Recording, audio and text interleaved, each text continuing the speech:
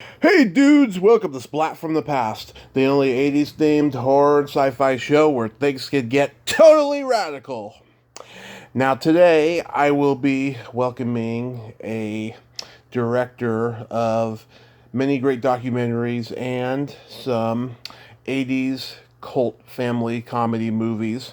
And I am talking about Michael Rubbo. Michael, as I said, began making documentaries in Australia and Canada and so forth. And then he made the Peanut Butter Solution, which is celebrating its 35th anniversary this year. Last year I had Matthew McKay from the movie on, and now I'm going to be having Michael Rubbo, the director. He also made Tommy Tricker and the Stamp Traveler, and he also made Vincent Me in the sequel to Tommy Tricker and the Stamp Traveler. And it's going to be great to have him on today. He's also very passionate about art. I want to get into all that stuff as well. And it's going to be a great honor. So, yeah, here is my interview with Michael Rubbo.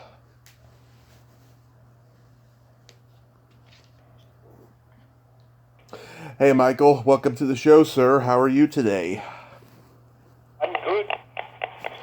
Yes, very good. Lovely sunny day here. Oh, that's wonderful. That's wonderful. Yeah, we have a little bit of overcast weather here in California, but it's nice. What time do you have there? 3 o'clock, 3:06 actually. Okay. Now tell me, is the voice okay? Because I'm on my speakerphone here.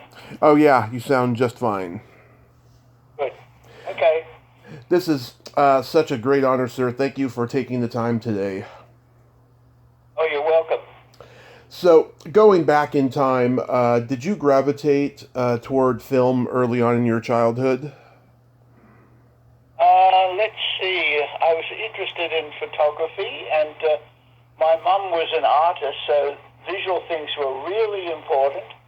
I'm not much good with music, but visually I always remember a painter or a photograph or things like that. So I guess that's true, yeah. Mm-hmm. Do you remember the first movie you ever saw? I think my mum, I think we went to an English film called Henry V, which was about the famous English king, and there was a scene in it when there was a battle, probably the Battle of Agincourt, and these archers were shooting a sort of a wave of arrows into the air. The arrows were Yeah. flying so thickly in a great big arch up towards the enemy. I'll never forgot that scene.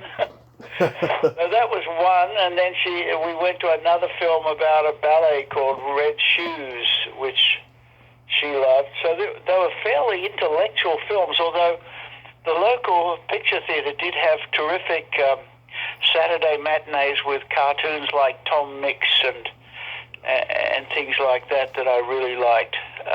Yeah. Yeah, so it was really fun going to the movies in those days. Yeah. Was Of that course, I loved Gone with the Wind, and then the famous what was the famous kids movie with Over the Rainbow? Oh, The Anyway, Wizard of Oz. of course, yeah. So anyway, hundreds probably would come to mind if you really pushed me. Yeah. Was that the Laurence Olivier Henry V? Yeah, it was. Yeah, that's a good one. Yeah, That's a good one. So you're born and raised in Australia.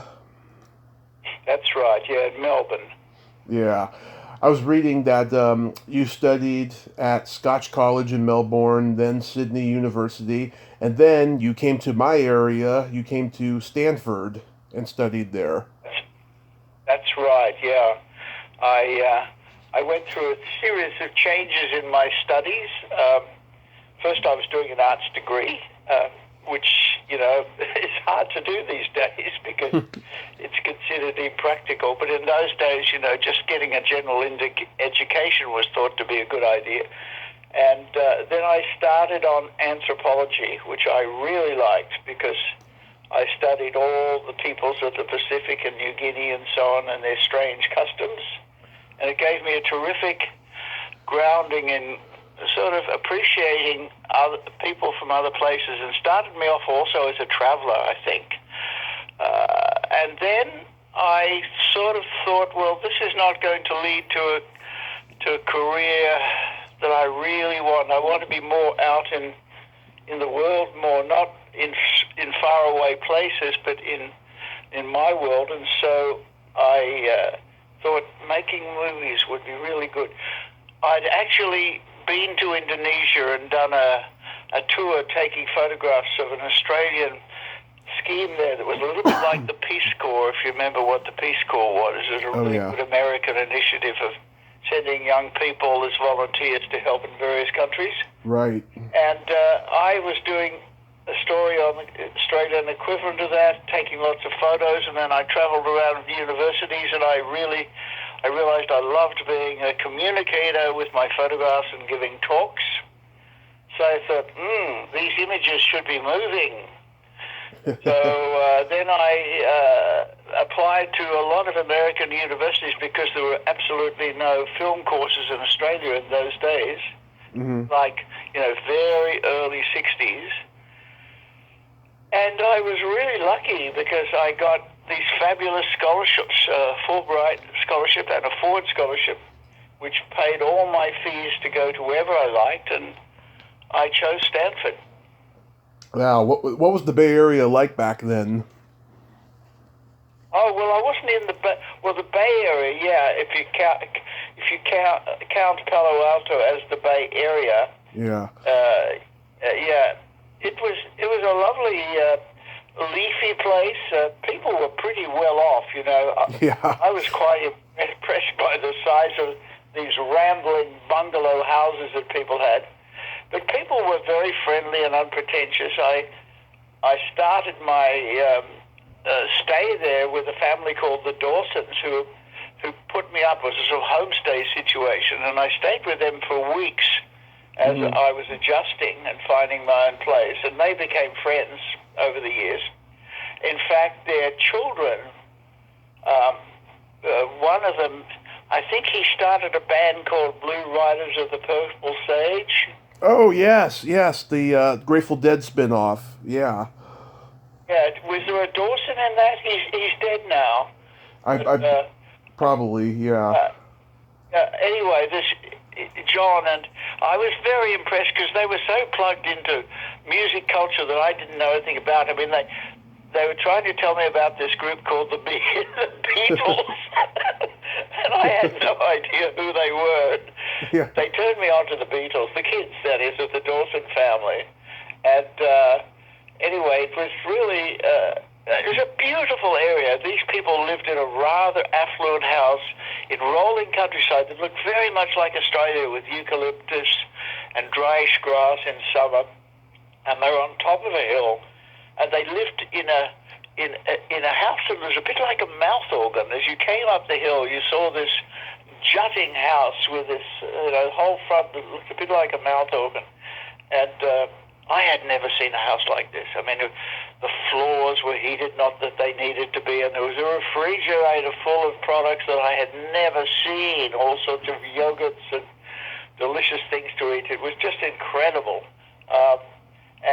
Anyway, they were very, very friendly, and I stayed friendly with Lawrence, the husband, and Ruth, particularly Ruth, the mother. Yeah. Sort of looked after me, and then I found my own place, and started the university and really enjoyed it. The classes were small. Henry Brightrose was my professor. He was really not much older than I was, actually, and a very caring sort of guy, and we were seeing all these great movies from a place called the National Film Board of Canada. Mm-hmm. All of us wanted to work, and I was the only one who got to work there. Wow. I just looked it up. Yes, John Dawson was in New Riders of the Purple Sage. He died in 2009. Yeah. Right. I think he's gone now, though. Yes. Say that? Yeah, 2009 he died. Oh, dude, he died in 2009. Wow. Yeah. So long ago. Yeah. Anyway, California was friendly and very counterculture-ish. I remember going up in that driving up on that Ridge Road to San Francisco, that high highway up in the mountains there, and how strange it would be that the fog would roll in and suddenly, everything would be misty and foggy. I remember going down on beaches somewhere there and having bonfires on the beach with friends. Yeah. I remember lovely little twisting roads through beautiful trees up in that area above Palo Alto. I remember going to a party at Ken Kesey's house. Oh. Yeah, one flew over the cuckoo's nest.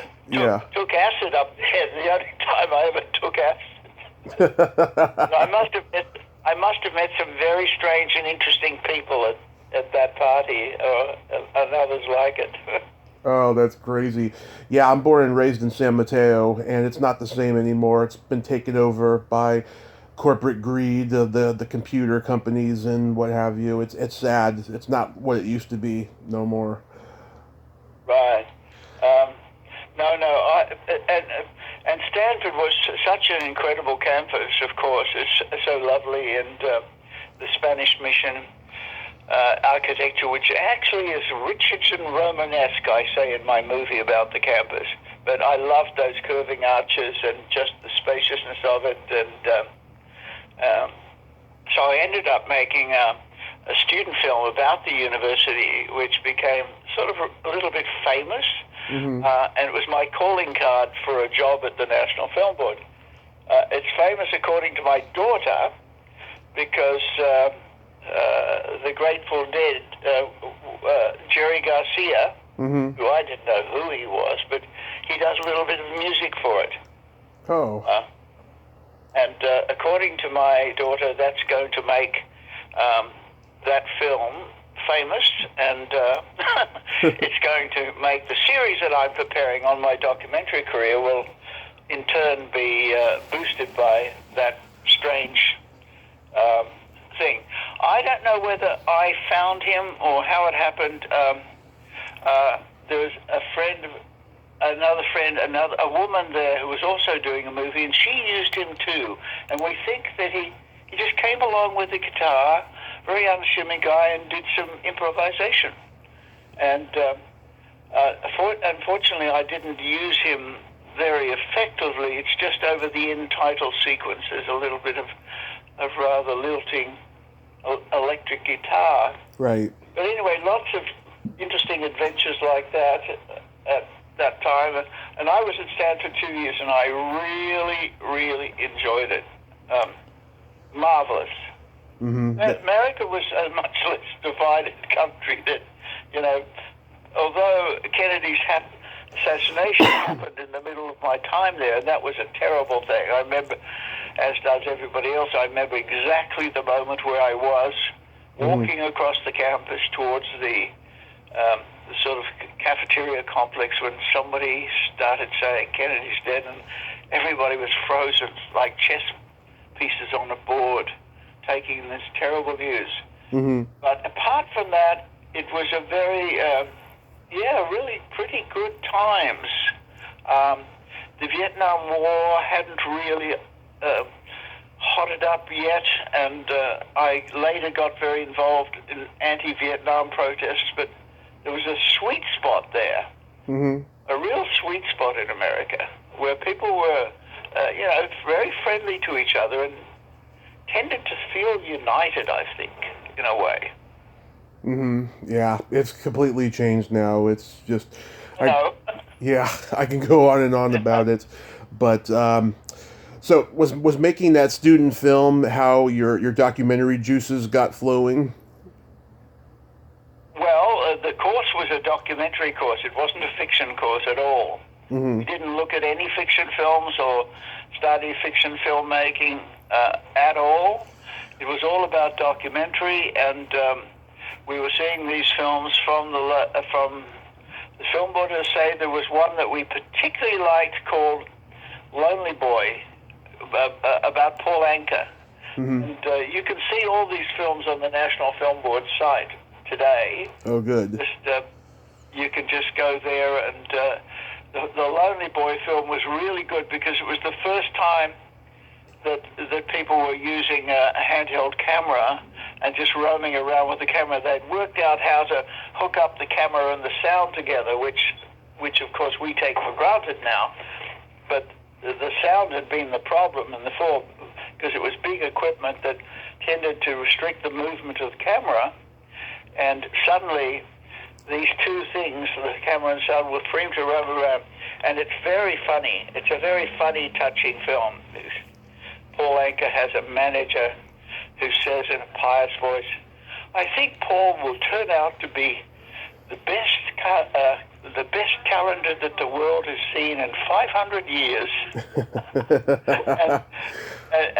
But the film board films had a quirky appreciation of the funny little things in life, which is what I absolutely loved about them. They weren't really so interested in the main game. They just had this quirky sense, and things would get into the films that, documentaries that other people would leave out. There's a funny sequence when all these sort of people, hangers-on, are around Paul Anka, and he's getting dressed for a concert, and there's a guy there with a camera, and he takes a flash photograph, and it doesn't work. And he looks up at the ceiling light as if the light would have something to do with his flash not working. But he's got this astonished look on his face. It's just a silly little moment. And then there's another one that is probably very famous, and Peter Watkins actually put it into a feature film. Paul Anka is sitting in a nightclub with a sleazy nightclub owner whose name I've forgotten. But anyway, he's sitting there, and this guy's saying, "Paul, you were just so wonderful tonight, Paul." Blah, blah, blah. And Paul, this young man with his sort of short cut hair, leans over and kisses this guy on the cheek. And then the camera says, "Do the kiss again, we missed it." Anyway, that became a famous moment where the filmmakers intervened into these, the supposed uninterrupted reality. Yeah. And anyway, it's just little things like that about that film. And then it ends fascinatingly. There's a concert in Atlantic City, and Anka comes on and sings some of his great songs, and there's this cheering crowd below the stage, mostly young women. And the filmmakers in making the edit took the actual screaming away, and you just have this sea of swooning faces with the song over it, and you can see these young girls mouthing, "I love you, I love you," Yeah. as they look up and then fall unconscious down through the others. And then there's this terrific cutaway of a policeman, an older policeman, with an absolutely puzzled look on his face. And it's so eloquent, saying, "What's going on here? What's getting these girls so excited?" Anyway, I really, really recommend that film. It's a terrific watch. And it ends wonderfully with a road. Paul's on the road again. He's going off to some other concert. They're in a limousine. The camera's in the limousine with them. And there's some guy sitting behind Paul massaging his shoulders. And this guy says, in a sort of rather sucky way, "I don't know what I'm doing here. Why aren't I with my family?" Paul sort of half turns and says, "You know what you're doing here." It's a great moment. Yeah, the film is full of little. Anyway, as you can see, it made a big impression on me and on other people, and we all wanted to go and work where this place was that had made that movie. Another one that we really loved was called City of Gold. It was completely different. It's also on the film board site. It was made because they discovered a tremendous cache of still photographs of incredible detail from the 1890s from the Yukon Gold Rush. Yeah. And they tell the story of the gold rush through these stills. It's just incredible. Bringing them to life by panning over them and zooming on them and so on. And a wonderful, wonderful narration track. This really taught me about narration, about how to use narration on a documentary. It's by a guy, a Canadian broadcaster called Pierre Burton. Mm-hmm. And he's got this sort of warm voice that tells you the story. And there's a jangling sort of music track of a honky-tonk piano throughout. Yeah. Anyway, so we were also impressed with the film board, and I actually wrote to them and had this, my feature, not my feature, but my student film, which was called Pretentiously The True Source of Knowledge, which was about Stanford and comparing it with Berkeley across the bay, where students were getting very rebellious, and a thing called the free speech movement was happening. Right. And so then I sent it up to the film board. Anyway, I'm rambling on here. It's okay. Of all the documentaries you made, which ones are you the most proud of? Well, my most famous documentary is called Waiting for Fidel. I developed this personal style of documentary very early on, in as much as I found that you're always somewhat involved in the story, whether you like it or not. And then you have to decide if you want to be a Mike Moore and really push that. Yeah. Or Louis Theroux is another example comes to mind. Nick Broomfield. All of whom apparently saw Waiting for Fidel and were influenced by it. But basically it's a story about I was recruited out of the blue to go down to Cuba with a very interesting politician called Joey Smallwood from Newfoundland, and this millionaire called Jeff Sterling in his private jet. And these two guys, who were sort of sometimes friends, had this idea they were going to pull off some sort of diplomacy. This is 1970. And normalize relations again between America and Cuba.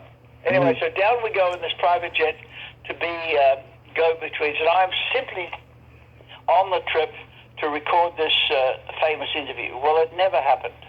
We were behaving, or they were behaving in such an outrageous way in terms of how they were looking at Cuba, criticizing. One of them loved it, one hated it. And so I realized that this was very interesting. These two witnesses, and with Cuba as the backdrop, and it was fascinating. And I more and more didn't care whether the interview happened.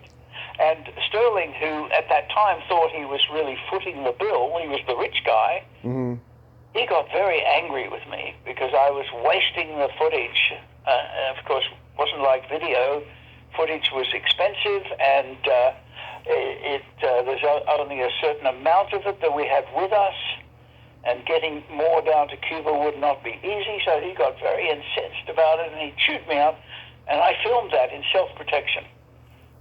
Because I could see that he would be talking to the people at the film board saying that I was making trouble, or that I was being unprofessional, and I wanted evidence of how his arrogance. And anyway, so that's in the film, and that became a famous sequence of this guy chewing me out. And, the film is famous because it's almost like a piece of fiction. It's a story of a week. Right. In Cuba, being taken to these various places, and it just plays out like a piece of strange fiction, and people love it still today. It's on the film board website. I'll definitely check it out. Yeah, I didn't know where any of your documentaries were available at. Now I know. That's great. Yeah. So how does the peanut butter solution come into your life? Well, at a certain point, I was, what happened? I guess I made a film about Margaret Atwood, which was really difficult to make because we didn't get on that too well. I was asking difficult questions. And so I also my son Nicholas was about 6 years old at that point, and I wrote him this story called Michael's Fright. I was in the film board cafeteria one day, and I saw this guy who I recognized as a film producer called Rock Demers. I didn't really know him, but I knew he was a friendly guy, and he had some plans for doing a series of kids' movies. And so I thought, gosh, that story of mine. So I ran down to my office near the front door and rummaged around the drawer and found this sort of summary of the story, this outline. Came back into the cafeteria and I said, "Excuse me, Mr. DeBeza, I know you've got something going with kids' films. Here's a story I've written if you might like to take a look at." I didn't expect to hear any more. And he was very intrigued, and he got back to me within a week or so and said, "This is a great story." And he said, "Have you ever directed a fiction film?" I said, "No."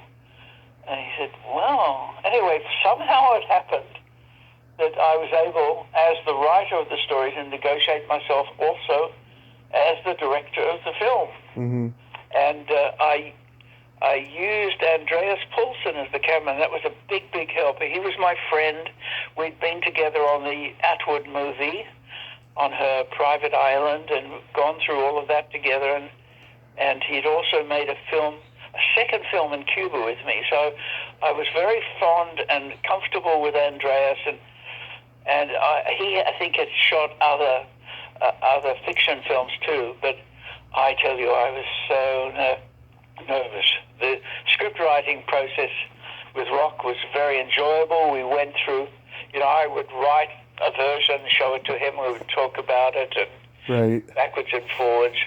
There's somebody else's credit in the script, but that was a friend called Jasny from European film, but he really had nothing to do with it. Basically, it was me and Rock who worked it out together, and then we started shooting, and I tell you, I was so nervous, though, because I'd never commanded so many people. When you're making documentaries, it's just yourself, the cameraman, so it's very intimate. And I'd come on the set in the morning, and here were these 50 trucks lined up along this road, and I thought, holy shit, they're all here for me to do my movie. The catering truck, the sound truck, the costumes truck, special effects truck. Anyway, so I overcame that nervousness, and it sort of went pretty well. I mean, if I was to do it again, I would have had a more stylistically confident thing, I think. The core of the story was personal, and so that gave me confidence that I was following some sort of thing that meant something to me. Yeah, to me the movie's always had kind of a childhood folklore motif of Pandora's box. Of children getting involved in things that they shouldn't. Because their parents told them not to. Yeah. That's true. Well, I think the core of the story came to me because my grandfather, who was called Antonio Dattilo Rubbo, which was his background, his Italian background, he was a famous, more a teacher than an artist. He was a painter. He had a school of art school in Sydney, and he was called the Signor. And when I was young, he was a scary old man for me. He was a sort of, I don't know, foreign and grumpy, and he had this dog called Blue who was growling all the time. And anyway, he was the scary Signor character, and I put him into the movie, also a dog in the movie, and I could imagine, I never went to his art classes, I was far too young, but I could imagine this real Signor, my grandfather, being a bit like that. There were stories from his students who said that he would go around the studio, they would all be at their easels, they'd be sketching in charcoal, and he would rub it off with a feather duster if he didn't like what they were doing. Yeah. So that gave me the fuel for that. As for the haunted house, I discovered a few old houses in my childhood which really fascinated me and were very scary. I didn't ever really work out what the fright was. It was a rather abstract thing. I try at the end of the film to give an explanation for it in terms of the ghost figures, but I never really clearly worked out in my mind what it was that made Michael so scary. He lost his hair. There was a ruin. The ruin that you see in the film was an actual old mansion near the Jewish General Hospital in Montreal, and it was about to be pulled down, so we had access to that and the pile of lumber in front of it, and then up inside and so on. So that was a great set. And then things came together. You said you interviewed Matthew Mackay. What did he tell you about it? I sure did, yes. He told me, he had a great time making the movie, and that he said that you wanted to hire kids who weren't necessarily actors or had any experience. Is that true? That's true. And it came about in part because I had a bad Californian Hollywood experience. I was looking for an ethnic boy to play Connie, and there was this young Chinese boy in a film called The Goonies. Oh, yeah. And I contacted his agent, not thinking that we would be able to afford him, and they sort of said, "Oh, yes, we'll do a deal with you," and yes. He loves the story, we love the story, blah, blah, blah. And we got very close to filming, and they pulled the plug on me. I think they doubled or tripled the price they wanted for him. It was really cruel, but I think the way the industry often works. And so I was absolutely scrambling around, and that made me decide I'm never going to go after professional kids. It's just a headache. Also, I think I'd had some experience with stage mothers who, are trotting their children around to auditions, and you feel that they're going to be a real headache if they feel that the child is not getting the prominence in the movie that they want. So I thought, no, I'm not going down that track. And at the last minute, I found Selak, who was actually a Laotian. I think he was from Laos. He was a refugee. He was just off the boat. And somehow he taught himself a little English well enough. And he was, of course, exactly what I wanted, totally unassuming, ready to have fun together and making no demands, although we paid him well enough that he bought his refugee family a house. Which I always thought was great. Yeah. But anyway, I had Selak. Matthew Mackay, I saw in a rear vision mirror in my car as I was driving. I picked up his mum, Right. Tanya Ballantyne, and give her a lift home. She was working at the film board too, and she said, "Do you mind if we stop and pick up my son?" I guess from the school he was at. So this kid gets into the back of the car, and I'm driving along, chatting to his mum. And I'm looking in the rear vision, and I said, "That's a nice-looking boy. There's something about that face there that's really good." So I said to Tanya, "Look, I'd like to test Matthew for my movie." "Sure." And so that's how he got into the movie. Did he tell you that story? I think he did, yeah. It's been a while now. It's been over a year. But I do remember he just said that he had a wonderful time making it. And he told me that he had to be bald throughout the entire production and wear wigs constantly. Yeah, well, it was very complex having him bald at the right time. He did have his own hair at a certain point, but the whole shooting had to be organized, of course, around the baldness, so that we got all certain things done before he was bald, and then once he was bald, all the other things had to be done. So it was quite complex logistically, but I guess and then Alison Podbury, who played Susie, she was terrific too. She had this little bit fussy mother quality. And his dad was a good actor too, Billy, who played Billy Baskin, the father in the film. He was really good. And of course the Signor was good. But I think one of the things that made the film quite famous and notorious was the pubic hair. Yeah. I'm sure you. I'm sure you talked to Matthew about that. Did you? Probably. I can't remember, like I Anyway, said. I don't know how I got away with it. That, in the story, Matthew's putting on the peanut butter solution on his head that the ghosts have given to him, and Connie says, "I want a bit of that," and Matthew says, "What for?" He said, "I'll put it down there." And Connie's like 10. Anyway, so he puts it down there. And not too much later in the film, not only is Matthew's hair totally out of control, but Connie's loping along, and he's got black hair coming out of the leg of his trousers and brushing the ground.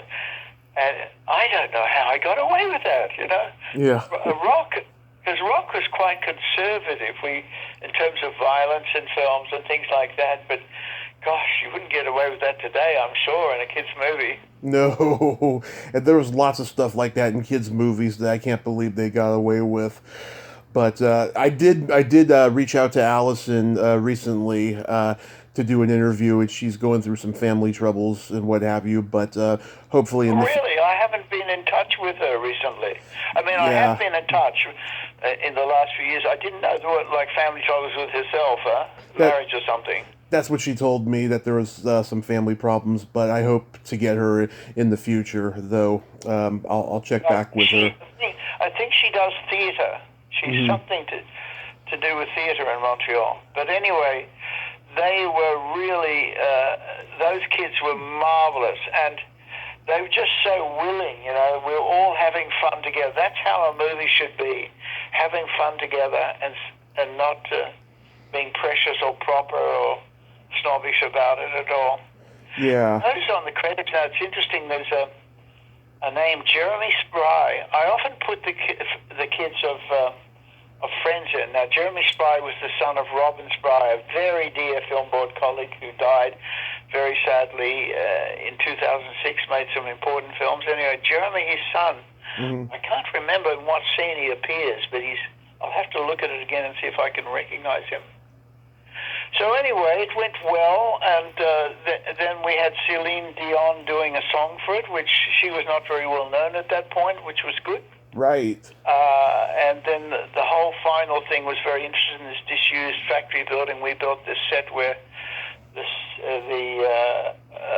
senior sets up this production line to make magic paintbrushes.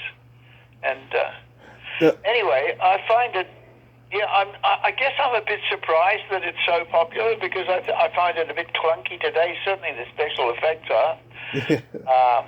And I didn't know how scary it was. I really had no idea that I was making something that was so scary to people. And I discovered in a very strange way that, because when the film was first released, it was touring Canada, and various theaters were having screenings, and I was in Calgary one day. It was a daytime screening, and I was hovering outside the theater, listening to the track. Couldn't bear to see it again. So I'm just in the sort of lobby, pacing along, and this guy came out with his little boy, and he said, "Simon, I'm so sorry. Take you to that terrible movie." And Simon was in tears. What have I done? I didn't reveal who I was or my connection with the movie, I'll tell you that. But I've never forgotten that moment. Yeah, I mean, I watched it on HBO when I was growing up in the late 80s, and they would show it after school or before school, and, I've never seen a movie like it before or since, and I don't really think it's that scary. I think it's silly, and the effects are part of the charm of the movie. Yeah, well, I always liked my second movie, Tommy Trick and the Stamp Trailer, better. I'm not quite sure why, except, the concept. Have you seen that film? I think I saw it once when I was a kid. I don't remember it as much as the Peanut Butter Solution, though. Yeah, but that is, of the fans of those movies, that is by far the favorite. Peanut Butter is also favorite, but there are Tommy Tricker fans that are just obsessed with it. And I guess there's different appeals. I mean, the appeal of Tommy Tricker film. Firstly, the main character is absolutely wonderful. The Tommy character is just so good. I made a mistake of trying to make a sequel. Of course, I couldn't use him because he was then too big, and I never found anybody to play that part as well.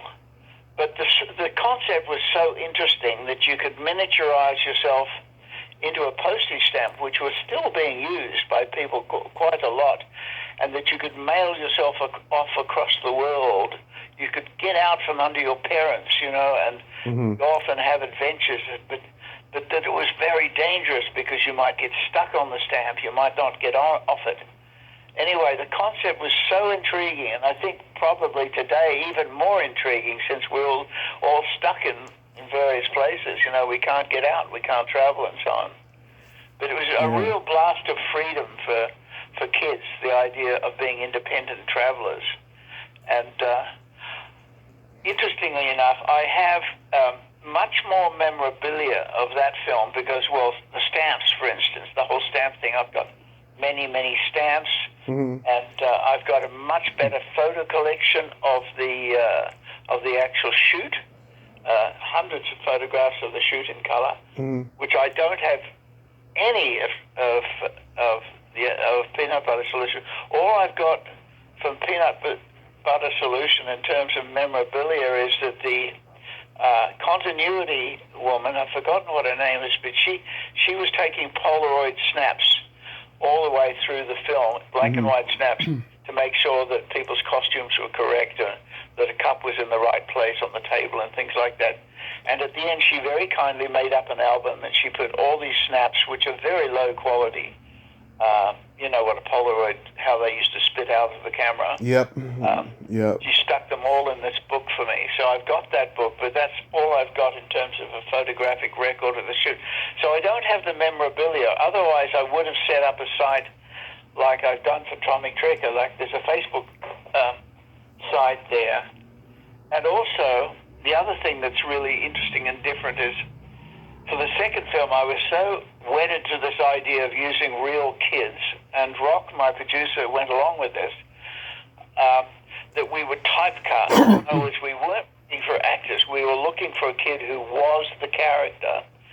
And so he went along with me, going from school to school, and I went to dozens of schools. And it was a fascinating process. They were always grade 6, the last grade of primary school. That was our target. And I would get these grades. The teachers were intrigued that I would be the visitor for the day. And I would come along and I would tell the story. I would act out the story of Tommy Tricker, key parts. And then I would call kids to come to the front and try out a key scene, which was always the scene where Tommy cons Ralph out of this very valuable stamp that his dad's got in his collection. And he's a really little conniver. So I would tell that scene and I'd invite kids to come up. The Tommy, Ralph character, and Sister Nancy would come up and play the scene, improvising, just basing on what they'd heard. And they would get into it with such enthusiasm. And I would video everything. So I ended up with this collection of hundreds and hundreds of Tommies and Ralphs and Nancys and so on. And then when I found a good one, I would take it back to Rock and say, look at this kid, he's got something. What do you think? Is that Tommy? And so this went on for months. And it was in Ottawa one day that I discovered the real Tommy. And I have that footage. So I made a documentary which people can see on YouTube, and it's on the Tommy Tricker page, called The Making of Tommy Tricker. And nothing like that on the Peanut Butter Solution. I had no audition tapes or anything like that. But here I had all these audition tapes, so I could show people in that recent documentary I made, I could show them the moment, the thrill, the moment of discovering the Tommy character and realizing this kid was it. He was the one. Yeah. It was just amazing. And then at the same school, I discovered the Nancy character. It was incredible. I couldn't believe my luck. I've been to hundreds of schools. It was barren, nobody there worked. And suddenly, on the same day in the same school, I discovered these two people. And then pretty soon after, I discovered this crazy Albert character. He wasn't at the school, but he's a pompous little nit, very full of himself, bossing everybody around. This is in the story. Right. And anyway, he explained to me he had a lawn mowing business, and he explained in great detail how much he charged and what the tricks of the trade were and how he scared off the competition. Then he would, after school, he would mow people's lawns. Anyway, so I got his sort of obsessiveness into the story, because that's one of the great things about doing this way of working, is you hear the kids giving back to you your story in their own words. So, of course, the script gets much better, because I would write all this down. And also, there are little obsessions like Albert and the lawn mowing, although it's not in the story, that spirit of that kid was there. Right. And it was a lovely way to working. And I think Rock enjoyed it too, because he was seeing all these kids and being in touch with that generation. I just wish I could find them now. I mean, they're all in their 30s. Yeah. And I interviewed, I had literally hundreds of these, and it'd be so much fun to put out a call in Canada. They're all from the Montreal and Toronto area and Ottawa. Put out a call and find them. Anyway, haven't been able to do that. But so then, after that, I made a third film, which is pretty good, but not as good as the others. That was called Vincent and Me. Yeah. About a girl who goes back in the past looking for Vincent van Gogh. And then the fourth film that I made with Rock, I don't like it much at all. It's called The Return of Tommy Tricker. Yeah. It was a big, big mistake, as sequels often are. Yeah. It's often a huge mistake to try and recreate the magic of the first film. Anyway, I'm rambling on again here. I wanted to ask, the guy who played the Senor in the Peanut Butter Solution, where did you find him? Because he was pretty scary. Yeah, he was a French-Canadian actor called Michel Maillot. Yeah. I had met him somehow on some other context. I loved his face and his very haggard, long face and his wavy hair, and his voice was terrific.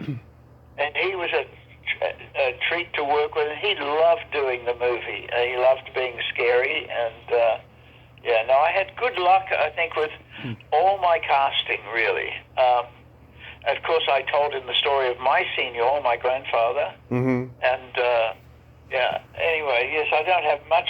He didn't live much long after that, I don't think. Yeah. And the other character, older person, Mr. Bronson, with a twisted face.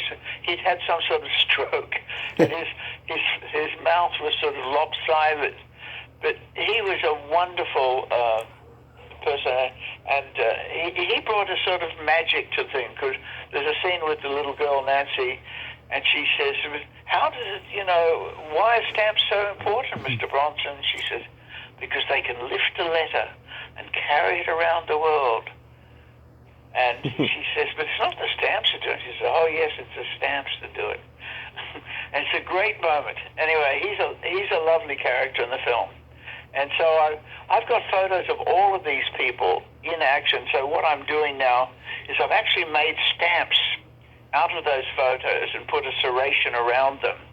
And I'm making up letters, because I'm convinced what we need in these COVID times, we need nostalgia. We need to go back to a better time. Yes. And one of the things about a better time back then was letters, the magic of getting a letter. Mm-hmm. And I bet you there are a lot of people in the audience who have never got a letter covered in beautiful stamps.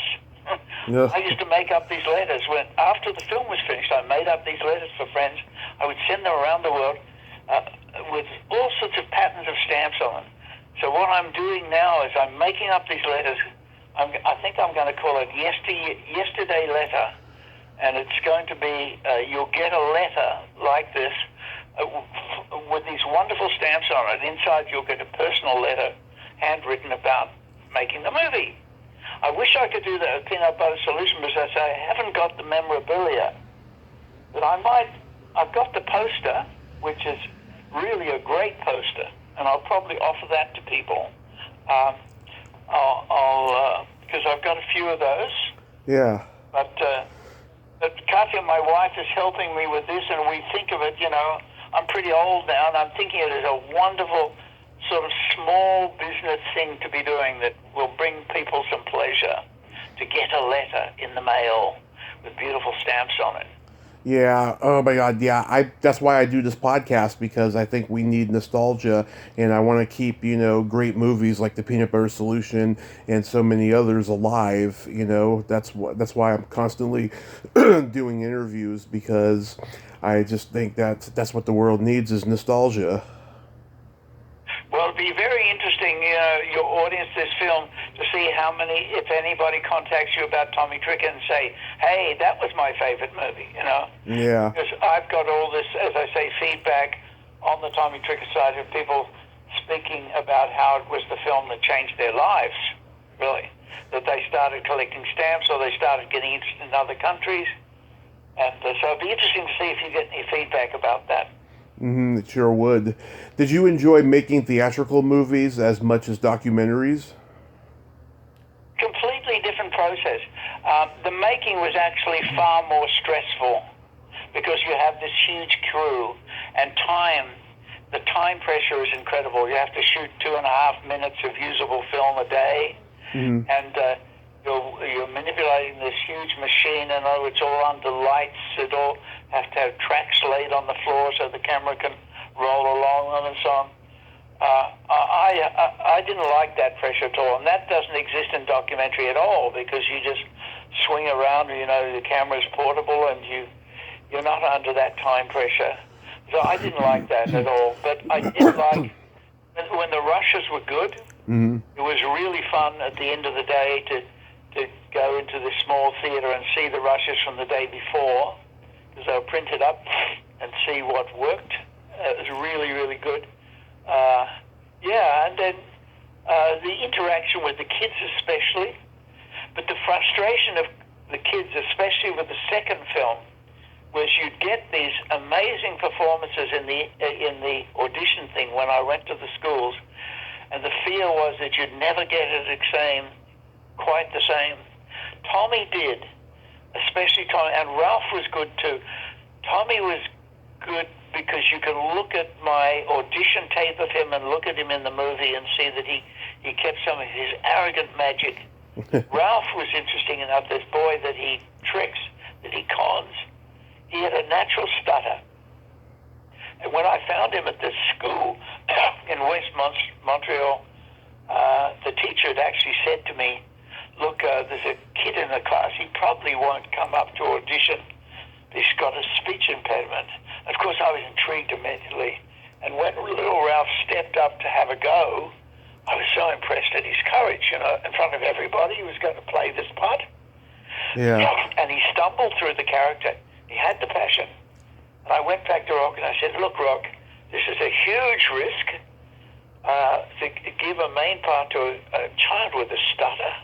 I'm sure we're going to have a nightmare, but we did. And it was partly for these strange reasons that were not practical at all and not sensible at all. Mm-hmm. That was, wanted to give him a chance because he had shown that courage. So it worked out okay. But strangely, you will hear the starter slightly. We had to do take after take, to get rid of it. Yeah. But the French version, which was almost probably more famous than my English, it was directed, the dubbing was directed by a famous director in Montreal called André Melançon. Mm-hmm. He, of course, didn't keep the stutter. So the French kid who plays Ralph, that's gone from his character. And in a way, I think it's a bit smoother. That's called Les Aventuriers, the adventures, du timbre, stamp, perdu, lost, the adventures of the lost stamp. And it's a terrific one, and I'm expecting a lot of Kovac fans to get in contact with me about this memorabilia business. Yeah. I'll find out. And how long have you been interested in art for? Oh, pretty much all my life. I painted a lot, especially after I made the film about Van Gogh. I started painting a bit in that style.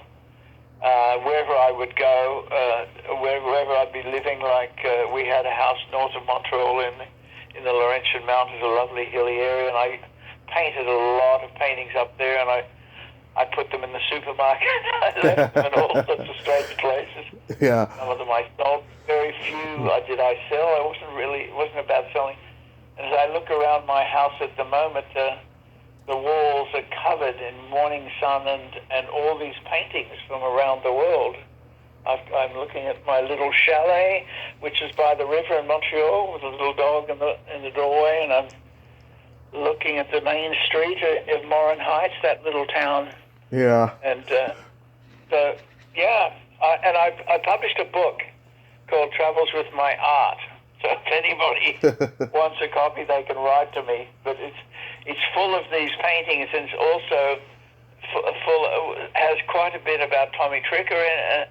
It has nothing on Peanut Butter Solution, though. Oh. It also has Vincent Me. Wow. You can put my. Can you put my? Do you have a website with? You could put my email address on it. I don't have a website, but I can send you an email. You can pardon? I don't have a website, no, but I can send you an email with an address if you'd like. Now, what I'm asking is, do you have somewhere where people can find my email address?